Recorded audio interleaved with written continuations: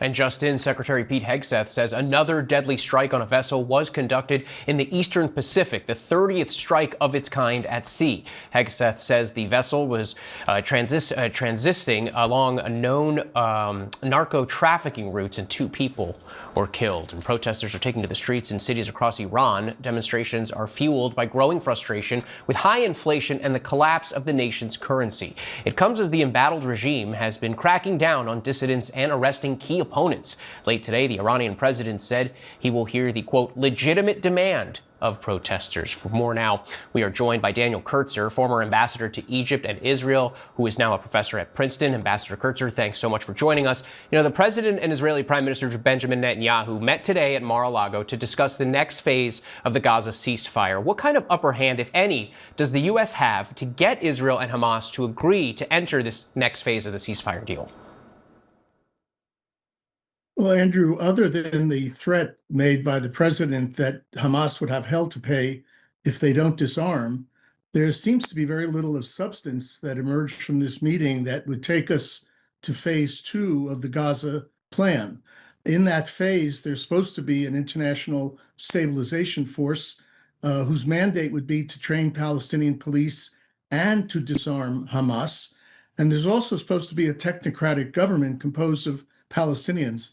There's no indication, at least from what we know that transpired today, that any progress was made on those two critical issues necessary to get to phase 2 of the Gaza plan.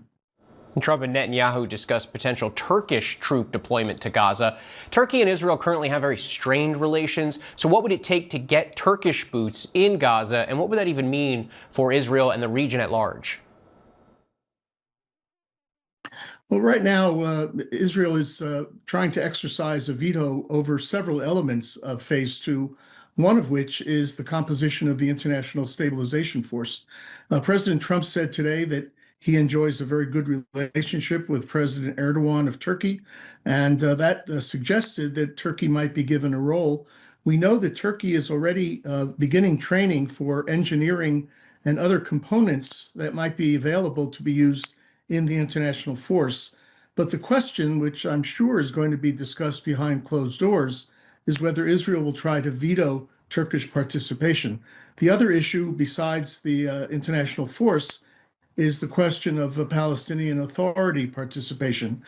Prime Minister Netanyahu and his coalition want nothing to do with the Palestinian Authority, and yet it's hard to see a Palestinian technocratic government emerging, even if it has the support of the so-called peace board that President Trump chairs, without the participation of the Palestinian Authority.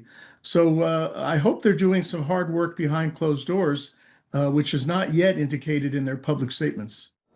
And let's turn now to Iran. The president there announced that the country was in a full-scale war with Europe, Israel, and the U.S. Trump today saying that the U.S. would eradicate Iran's nuclear program if they were to rebuild it. Is Iran still a major threat to the region and the U.S., or are they trying to distract from the protests currently happening in their own country? Well, the so-called 12-day war back in June, in which Israel and the United States did a tremendous amount of damage to Iran's nuclear infrastructure and to its missile supply, it really has not been rebuilt. And therefore, what you're hearing from the Iranian president is a little bit of bluster. They have very significant internal problems. They've had a drought and a water shortage.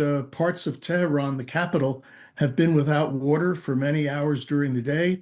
And as you saw in your report, there has been demonstrations both in Tehran and other cities. So the Iranian president is a little bit besieged now. And I think the rhetoric coming out of the Trump-Netanyahu meeting is not going to help him at all. He's got to maintain a very strong front in order to project power.